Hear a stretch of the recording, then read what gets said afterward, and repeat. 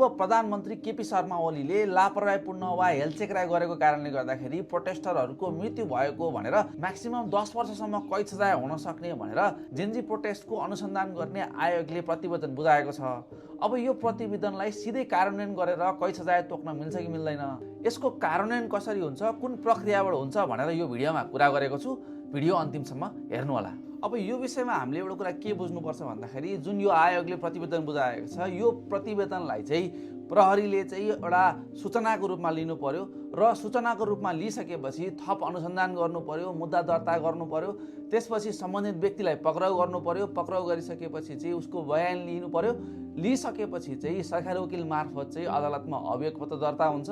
अभियोग पत्र दर्ता भइसकेपछि अदालतमा सम्पूर्ण तथ्य प्रमाणहरू पेश हुन्छ। प्रमाण पेश भइसकेपछि विपक्षीले पनि आफ्नो तर्फबाट प्रमाण पेश गर्नुहुन्छ, उहाँले आफूलाई डिफेन्ड गर्नुहुन्छ। त्यसपछि अदालतले सम्पूर्ण तथ्य प्रमाणहरू हेरेर फैसला गर्छ। यदि अदालतले चाहिँ यी व्यक्तिहरू दोषी हुन् भनेर भन्छ भने त्यस्तो अवस्थामा त्यस्ता व्यक्तिलाई सजाय हुन्छ, निर्दोष हुन् भनेर अदालतले भनिदियो भने प्रतिवेदनमा लेखेकै आधारमा चाहिँ त्यस्ता व्यक्तिले सजाय पाउँछन् भनेर चाहिँ हुँदैन। यो विषयमा हामीले के कुरा बुझ्नुपर्छ भन्दाखेरि अदालत बाहेक अन्य निकायहरूले सिफारिस गरेको आधारमा कसैलाई सिधै लगेर जेलमा चाहिँ हाल्न मिल्दैन।